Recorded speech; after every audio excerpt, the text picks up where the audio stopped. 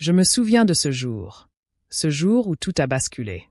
La chaleur du soleil sur ma peau, le parfum des champs de blé et cette tension électrique dans l'air. Je n'aurais jamais pensé qu'un simple séjour à la ferme mènerait à une histoire si complexe. Mon regard se posait sur lui, mon beau-père, avec une intensité que je ne pouvais ignorer. Chaque sourire échangé, chaque geste, résonnait comme une mélodie interdite. Mais au fond de moi, une question persistait. Que faire de cet amour naissant? La ferme, ce lieu de tranquillité, se transforme progressivement en un terrain miné d'émotions. Les secrets, les regards furtifs, et cette passion inavouée devenaient trop lourds à porter. Je sentais le poids de la trahison, mais aussi l'irrésistible attraction qui me liait à lui. Les murmures du vent semblaient porter les échos de notre complicité, mais à quel prix? Chaque instant passé ensemble était à la fois un délice et une torture. Je savais que je flirtais avec le danger, mais l'adrénaline de l'interdit me poussait à aller plus loin. Et là, au cœur de la ferme, j'ai compris que l'amour pouvait parfois être aussi doux que cruel. Je me souviens de notre première rencontre à la ferme comme si c'était hier.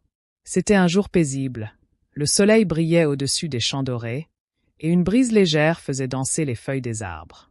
J'étais là, aidant ma femme dans les tâches quotidiennes, lorsqu'il est arrivé. Mon beau-père, cet homme dont j'avais toujours admiré la sagesse et la force, s'est approché avec un sourire chaleureux.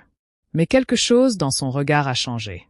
Une tension palpable est née entre nous, comme si une étincelle invisible nous attirait l'un vers l'autre. Je n'avais jamais ressenti cela auparavant. À mesure que nous avons parlé, j'ai remarqué les détails que je n'avais jamais vus auparavant. La façon dont ses yeux brillaient, la profondeur de sa voix. Il y avait une attraction instantanée, quelque chose d'interdit qui a fait battre mon cœur plus vite. C'était comme si le monde autour de nous avait disparu, ne laissant que nous deux, perdus dans un moment suspendu dans le temps. Je pouvais sentir cette tension dans l'air, une sorte de mélange entre la fascination et la peur de ce que nous ressentions. Les jours suivants, nos rencontres à la ferme sont devenues plus fréquentes. Chaque fois que je le voyais, je ressentais ce même frisson. Les rires, les regards échangés, chaque geste semblait chargé de significations cachées. Je ne savais pas si je devais céder à cette attraction ou me battre contre elle. C'était un dilemme, une danse délicate entre la passion et la loyauté. La ferme, avec son ambiance rustique et ses paysages charmants, est devenue le théâtre de nos émotions tumultueuses. #secrets Au fil du temps, j'ai commencé à comprendre que ce que je ressentais pour lui allait au-delà de l'admiration. C'était un véritable désir, quelque chose de profondément ancré en moi. Les secrets que nous avons partagés, les confidences murmurées dans l'ombre des vieux chênes, ont créé un lien particulier. Chaque rencontre était une nouvelle occasion de dévoiler une part de nous-mêmes que nous avions cachée au monde. Je sentais que nous étions deux âmes perdues, cherchant un abri l'une dans l'autre. Il y avait des moments de vulnérabilité où nos regards se croisaient, et je pouvais lire dans ses yeux une fragilité qui me touchait. Nous avions tous les deux nos propres luttes intérieures, et nous trouvions du réconfort dans cette connexion inattendue. C'était comme si, dans cette ferme, nous avions créé un cocon où nos désirs pouvaient s'épanouir. Je savais que ces émotions étaient interdites, mais je ne pouvais pas m'empêcher de les embrasser. Les jours passaient, et nos interactions devenaient de plus en plus intenses. Je me suis surpris à rêver de lui, à imaginer des scénarios où nous pourrions être libres de vivre notre amour.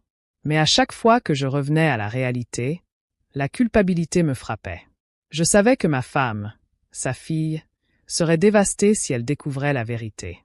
Pourtant, l'attraction entre nous était si forte, si irrésistible. #a vida na fazenda. La vie à la ferme était rythmée par des routines simples mais agréables. Nous nous levions tôt, le chant des oiseaux annonçant le début d'une nouvelle journée. Les tâches agricoles, la récolte des légumes et le soin des animaux rythmaient nos journées. Mais derrière cette façade tranquille, une tempête émotionnelle se préparait. Chaque moment passé ensemble à travailler la terre ou à partager un repas devenait un prétexte pour se rapprocher. J'aimais ces instants, où nos mains se frôlaient en passant l'outil, où un regard échangé pouvait en dire long. La ferme, avec ses paysages sereins, était devenue le reflet de notre propre labyrinthe émotionnel. Les champs verdoyants, les couchers de soleil dorés, tout cela semblait nous envelopper dans une bulle de complicité. Mais, dans le fond, je savais que ce bonheur était teinté de danger. Les soirées, lorsque la lumière du jour s'éteignait, étaient les plus délicates. Nous nous retrouvions souvent autour du feu, partageant des histoires, des rires, mais avec cette tension sous-jacente qui ne cessait de grandir. Mon cœur battait la chamade, et je savais que chaque moment passé ensemble nous rapprochait un peu plus de la ligne dangereuse que nous étions en train de franchir. Nos âmes se cherchaient dans la nuit étoilée, mais nous savions également que cette magie ne pouvait durer éternellement. #Conflitos Familiars. Puis, tout a basculé lorsque ma femme a commencé à soupçonner quelque chose. Elle a remarqué les regards furtifs, les sourires échangés qui semblaient plus que de simples gestes amicaux. J'ai vu la méfiance s'installer dans ses yeux, et notre vie à la ferme a pris une tournure tragique. Les dîners étaient empreints de silence, et chaque question qu'elle posait m'angoissait davantage. Je savais que je devais faire attention, mais la tentation était trop forte. Un soir, alors que je rentrais chez moi, je l'ai vue, le visage marqué par l'inquiétude. Elle m'a demandé si tout allait bien, mais je ne pouvais pas lui dire la vérité. C'était un conflit intérieur déchirant. D'un côté, il y avait mon amour pour elle, et de l'autre, cette attraction irrésistible pour son père. Mon cœur était partagé, et je ne savais pas combien de temps je pouvais garder ce secret. La tension était palpable, et je m'attendais à ce que la vérité éclate à tout moment. Lorsque ma femme a finalement confronté son père, tout a explosé. Les cris, les larmes, la trahison. Tout cela est devenu un tourbillon d'émotions. Je me suis senti pris au piège, déchiré entre l'amour que j'avais pour ma femme et le désir inavouable que je ressentais pour son père. La ferme, qui était censée être un refuge, est devenue le théâtre de notre souffrance. Les conflits familiaux avaient pris le dessus, et je savais que rien ne serait plus jamais comme avant. Momentos de tentação. Les jours qui ont suivi la confrontation ont été marqués par une atmosphère de tension insupportable. Chaque fois que je croisais le regard de mon beau-père, je ressentais un mélange de culpabilité et de désir. C'étaient des moments de tentation où nous nous retrouvions seuls, et l'air était chargé d'une énergie presque électrique. Je savais que nous étions sur le point de franchir une limite que nous ne pourrions pas revenir en arrière. Les occasions où nos chemins se croisaient étaient devenues des épreuves. Un regard, un geste, et tout mon être s'enflammait. Je me rappelle d'une fois où nous étions tous les deux dans la grange, et l'odeur du foin et du bois frais nous entourait. Nos mains se sont frôlées en atteignant un outil, et j'ai senti un frisson parcourir mon corps. C'était comme si le monde extérieur avait disparu, et il ne restait que nous, piégés dans notre propre désir. Cependant, chaque moment de passion était accompagné d'un sentiment de culpabilité écrasant. Je savais que je ne pouvais pas continuer à jouer avec le feu sans risquer de me brûler. Mais cette attraction était tellement forte que je me suis retrouvé à me demander si je pouvais vraiment résister. Les pensées de ma femme, de notre vie ensemble, se heurtaient à ce désir insatiable qui grandissait en moi. C'était un véritable conflit entre raison et passion. À chaque rencontre, je sentais que nous étions sur le point de craquer. Les mots restaient non dits, mais chaque silence était chargé de promesses inavouées. Je savais que le moment de vérité approchait, que quelque chose devait céder. Les jours passaient, et l'incertitude pesait lourdement sur mes épaules. L'angoisse de perdre tout ce que j'avais construit se mêlait à l'excitation de ce que je pouvais découvrir. Moment de tentation. C'était un après-midi ordinaire à la ferme, mais quelque chose dans l'air était différent. Je me souviens d'une de ces journées où le soleil brillait intensément, et l'odeur de l'herbe fraîchement coupée flottait autour de nous. Nous étions seuls, lui et moi, dans le vieux hangar. Il répare une machine pendant que je l'observe, à la fois fasciné et nerveux. Chaque mouvement qu'il fait semble chargé d'une tension palpable, et je ne peux m'empêcher d'imaginer ce que ce serait de le toucher, de frôler sa peau. Les moments où nous étions seuls étaient devenus de plus en plus fréquents. Il y avait quelque chose d'électrisant dans ces instants volés, un frisson qui parcourait mon échine. Je me souviens d'une fois où nos regards se sont croisés, et j'ai senti mon cœur s'emballer. J'aurais aimé que le temps s'arrête, que cet instant dure éternellement. Mais, dans la profondeur de mon être, je savais que cette attraction était interdite, Et pourtant, elle me consumait. Chaque fois que nos mains se frôlaient par accident, je ressentais une étincelle. C'était comme si l'univers entier conspirait pour nous rapprocher. Je cherchais des excuses pour passer du temps avec lui, pour partager des moments où la tension entre nous atteignait son apogée. Je me souviens d'un soir où nous avons été surpris à rire ensemble. Le son de nos voix résonnait dans le silence de la ferme, et j'ai senti que ce rire était en train de devenir quelque chose de plus. Les rencontres clandestines ont commencé à me hanter. J'étais tiraillée entre la réalité de ma vie conjugale et ce désir brûlant qui semblait inextinguible. Chaque instant passé avec lui me laissait un goût d'interdit que je ne pouvais ignorer. La tentation était si forte que je commençais à envisager des scénarios improbables, où nous pourrions vivre cet amour sans aux yeux du monde. Je savais que je flirtais avec le danger, mais il y avait une part de moi qui était prête à tout risquer. La ferme était devenue un terrain de jeu pour nos désirs inavoués, et chaque rencontre était un pas de plus vers une frontière que je n'étais pas sûr de vouloir franchir. Mais à chaque fois que je le voyais, je me perdais un peu plus dans ce monde d'interdits. La trahison révélée. Puis, un jour, tout a basculé. C'était un après-midi comme les autres, mais l'atmosphère était différente. J'étais nerveux, et je savais que quelque chose n'allait pas. Ma femme avait commencé à poser des questions, à observer nos interactions. Je pouvais sentir son regard perçant, et cela a mis mon cœur en alerte.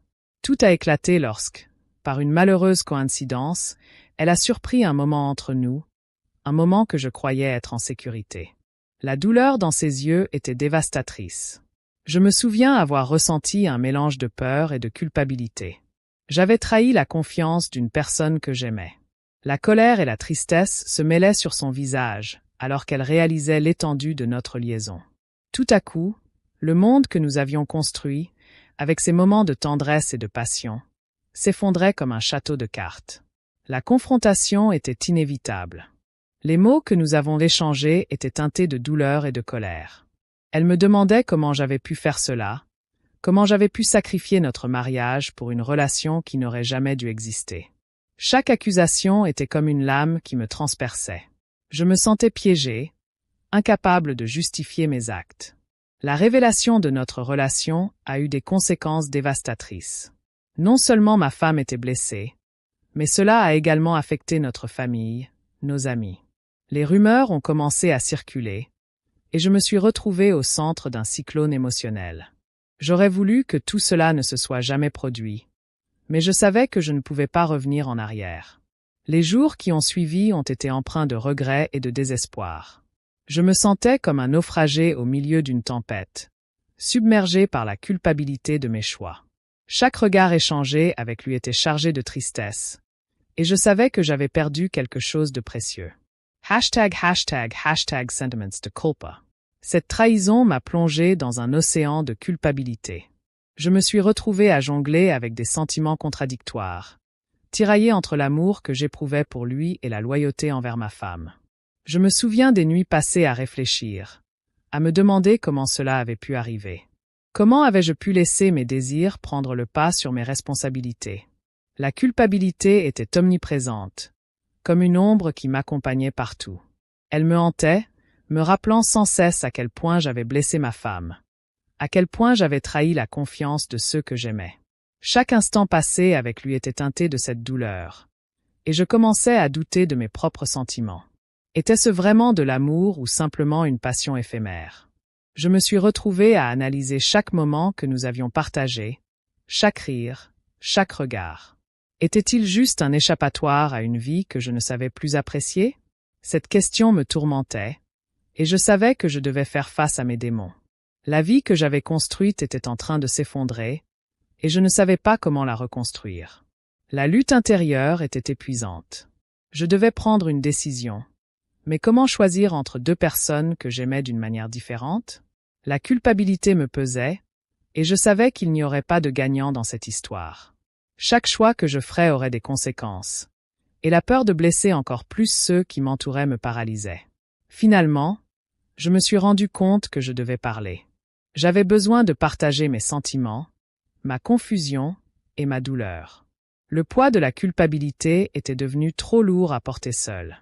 Je savais que je devais affronter la réalité, même si cela signifiait perdre celui que j'aimais. La vérité était la seule voie vers la rédemption, même si elle était douloureuse et difficile à accepter. La réaction du Sograo. Lorsque j'ai découvert que mon gendre et moi étions attirés l'un par l'autre, j'ai ressenti un tourbillon d'émotions contradictoires. D'un côté, il y avait cette connexion inexplicable, une sorte d'étincelle qui illuminait mes journées. Mais de l'autre, il y avait la lourde responsabilité d'être un père, un mari et un homme de famille. Je me suis retrouvé à jongler entre mon désir et mes obligations. Chaque fois que je le voyais, je pouvais sentir ce tiraillement à l'intérieur de moi, comme si deux parties de mon âme se battaient pour prendre le dessus. Je me souviens des moments où nous travaillions ensemble dans la ferme. Les rires et les blagues que nous échangions étaient souvent teintés d'une tension palpable. Je pouvais voir dans ses yeux un reflet de mes propres désirs, et c'était à la fois enivrant et terrifiant.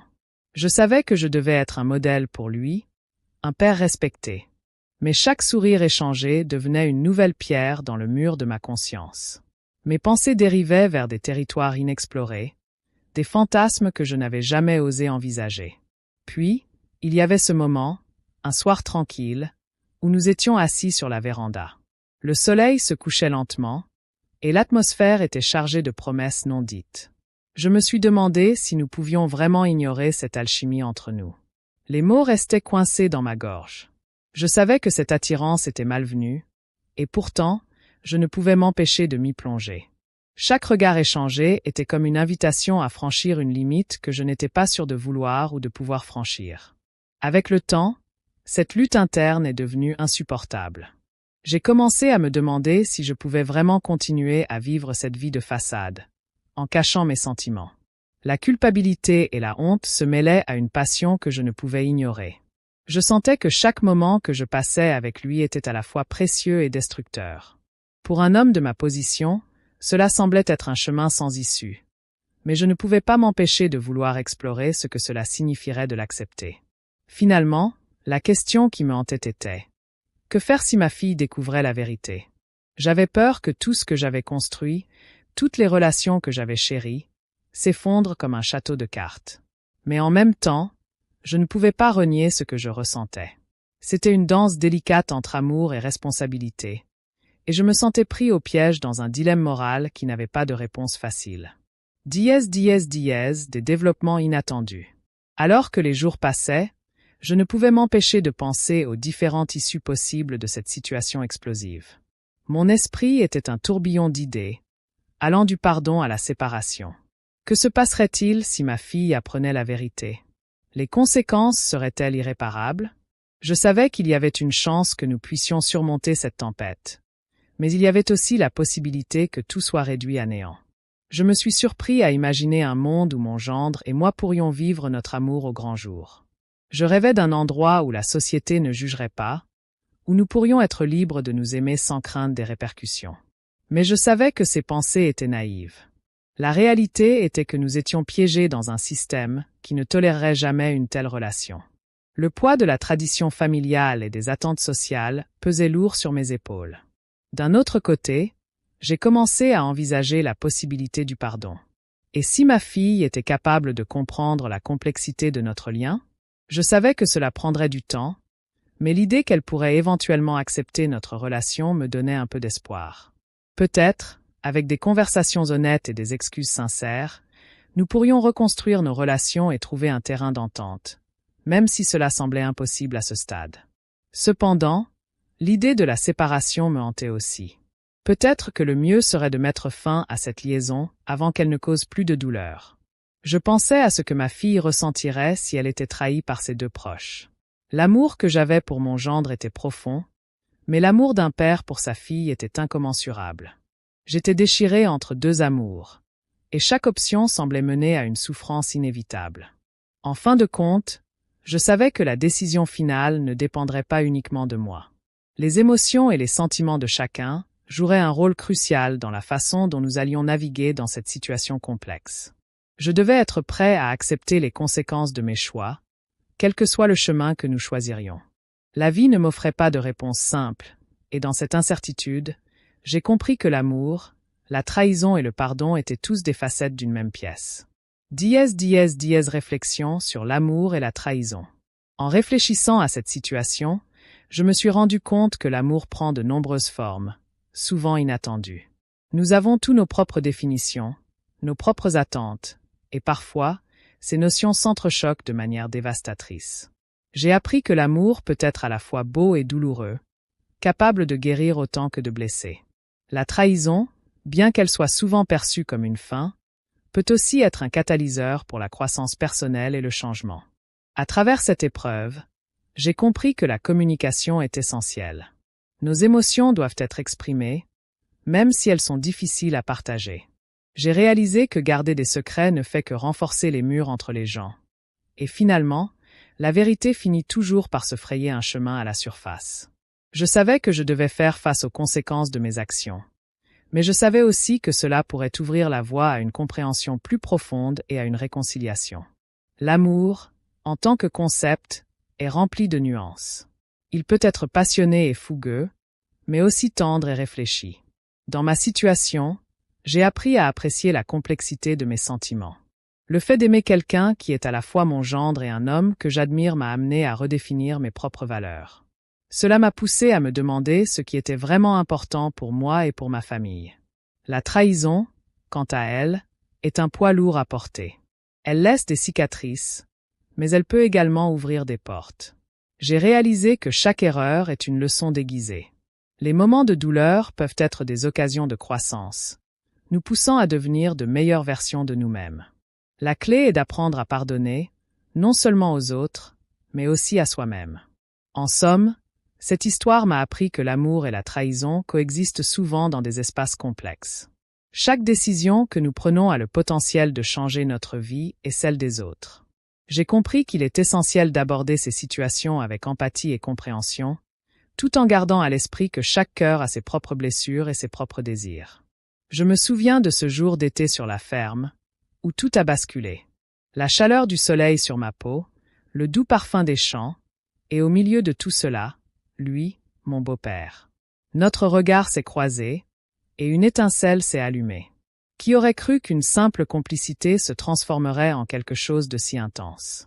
Chaque moment passé ensemble était comme une danse secrète, pleine de passion et de danger. Mais l'amour n'a jamais été simple, n'est-ce pas? Les secrets, les mensonges et la trahison se sont immiscés dans notre histoire.